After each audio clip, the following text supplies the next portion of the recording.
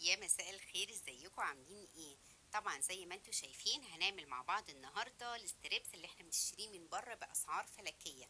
بس هنعمله بقى مع بعض النهارده بطريقه حلوه جدا، واحلى ما بنشتريه من بره كمان، وبطريقه بسيطه كمان وبتتبيله بسيطه جدا. بس لو اول مره تشوفيني، انا مياده ودي قناتي، اتمنى تنوريني وتدعميني بالاشتراك علشان يوصلك كل جديد. اول حاجه بقى هنبدا بيها، هنجيب صدور الفراخ سليمه زي ما هي كده، ونبدأ نقطعها صوابع الحجم اللي انت عايزاه. بس حاولي برضو ما تقطعهاش صوابع رفيعة، يعني تكون وسط كده زي ما انتوا شايفين كده. انا عايزاها نفس الحجم ده. انا عايزه اقول لكم على حاجه كمان، ان انا ما بحبش اغسل الفراخ وهي سليمه كده، بحب اقطعها الاول وبعد كده اغسلها، لانها بتديني طبعا نتيجه افضل وما بقاش فيها اي زفاره خالص. هاخدها طبعا زي ما انتوا شايفين كده، هنقعها في دقيق وملح وليمون لمده نص ساعه، وبعد كده هشطفها كويس قوي واعصر عليها نص ليمونه. تعالوا بقى نبدا نعمل التتبيله. هنزل هنا بنص كوبايه من الميه المغليه. انا عايزه هنا ميه مغليه في البدايه خالص، علشان انا عايزه ادوب فيها التوابل اللي احنا هنحطها دلوقتي. معايا هنا شطه، ومعايا توم باودر وبصل باودر، ومعايا كمان كزبره وكركم وبابريكا وفلفل اسود. كل حاجه من دول معلقه صغيره. هدوبهم كويس بقى كده في الميه المغليه، ونزلت هنا كمان بمكعبين من الماجي. هنزل بقى كمان بالملح، هبدا ادوبهم كويس قوي كده. انا عايزه كل التوابل دي زي ما انا قلت لكم تدوب تماما، عشان كده انا حطيتها الاول في نص كوبايه من الميه المغليه. هبدا انزل هنا بقى عليهم بكوبايه ونص من الميه الساقعه.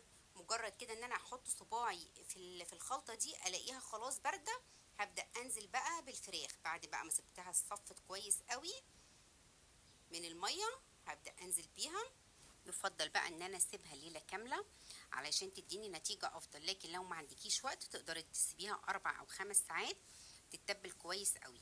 تعالوا بقى في الوقت ده نجهز الكفر اللي هنغطي بيه الفراخ، ده اللي بقى اللي هيدينا الطبقه الكريسبي المقرمشه اللي بتكون من فوق. معايا هنا بقى نص كيلو من الدقيق، هنزل عليهم بمعلقه صغيره من البصل البودر، ومعلقه صغيره من الفلفل الاسود، ومعلقه كبيره من النشا، ومعلقه صغيره من البيكنج باودر. ماشي. وهنزل عليهم كمان بمكعب من المرقه، وهنزل طبعا بشويه من الملح، واقلب كل ده كده كويس مع بعض. ومعايا هنا كمان ميه متلجه. هبدا اخد الفراخ بقى زي ما انتوا شايفينها كده، اقلبها الاول كده في الدقيق، اقلبها حوالي كذا قلبه كده، وبعد كده انقلها على الميه المتلجه.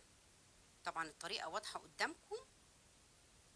وارجع تاني احطها في الدقيق واقلبها بقى كويس كده حوالي 5 مرات كده او 6 مرات كده من فوق لتحت. وخدوا بالكم بقى من الخطوه دي. بصوا، همسك الفراخ واعملها بالطريقه دي، لان ده اللي هيديني الطبق الكريسبي المقرمشه من فوق. ههزها كده وهاخدها بقى في الوقت ده على زيت يكون سخن، بس ما يبقاش سخن قوي، انا عايزاه درجه حرارته تكون متوسطه، علشان الفراخ برضو ما تتحرقش من بره، وفي نفس الوقت تكون نيه من جوه. طبعا واضح قدامكم انا بهز الفراخ ازاي. بصوا عملت طبقات ازاي، انا عايزاه بالظبط علشان يديني القرمشه اللي بتكون موجوده على الفراخ من فوق. هبدا انزل بقى في الزيت زي ما انتوا شايفين كده. زي ما انا قلت، انا عايزه الزيت درجه الحراره تكون متوسطه، ما تبقاش عاليه قوي. حاولي بقى كمان برضو ما تحطيش فراخ كتير في الزيت علشان ما يلزقوش في بعض وما تاخديش افضل نتيجة. خلي بالك من الخطوات دي كلها علشان تطلع مظبوطة معاكي. لو تلاحظي بقى ان هي بدأت تاخد لون من تحت، في الوقت ده بقى هبدأ اقلبها بقى على الناحية التانية، حتى كمان بدأت تقرمش. طبعا الصورة واضحة اكيد، انتوا شايفين القرمشة عاملة ازاي. هبدأ بقى اقلبها. هنا بقى كمان اخدت اللون المظبوط.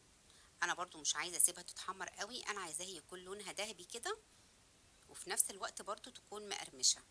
انتوا اكيد طبعا شايفين القرمشة عاملة ازاي، ومش قادرة اقول لكم الريحة بقى والطعم رهيب. اخلص بقى كل الكمية بنفس الطريقة دي وارجع لكم. صحيح، في كمان حاجة عايزة اقول لكم عليها.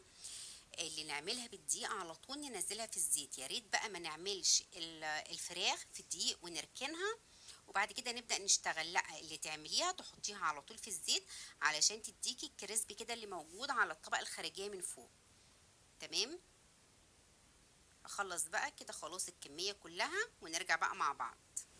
هنا بقى خلصت كل الكمية زي ما انتوا شايفين كده هنا بقى، وقدمتها مع تومية. طريقة التومية موجودة على الصفحة، هحطها لكم ان شاء الله في صندوق الوصف. طبعا شكل الفراخ بقى بيتكلم عن نفسه، مش قادرة اقول لكم بقى الطعم خطير والطبقة الخارجية مقرمشة وفي نفس الوقت مش محجرة، انتوا فاهميني؟ كريسبي كده وفي نفس الوقت بتدوب في البق، والفراخ كمان مستوية من جوه. عايزة كمان اوريها لكم من جوه، بصوا عاملة ازاي.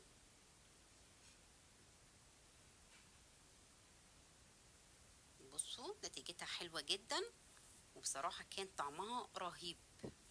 عايزاكم كمان التومية دي تجربوا طريقتها، لو جربتوها هتعجبكم قوي، احلى ما بتشتروها من بره كمان، مش هقولكوا زي ما بتجيبوها من بره. هنا بقى تقدري تقدمي الوصفة دي بكذا طريقة، تقدري تقدميها في سندوتشات، دي حاجة بقى ترجع لك انتي، وتقدري تقدميها كمان زي ما انا قدمتها. انا قدمتها مع رز بسمتي وبطاطس وتوميه، دي حاجه بقى ترجع لك انت موضوع التقديم ده. يا ريت بقى لو عجبتكم وصفه النهارده ما تنسوش تعملوا لايك وشير وسبسكرايب للقناه، وما تنسوش تشتركوا في صفحتي على الفيسبوك باسم ميادة كيتشن، واستنوني في فيديو جديد ووصفه جديده ان شاء الله.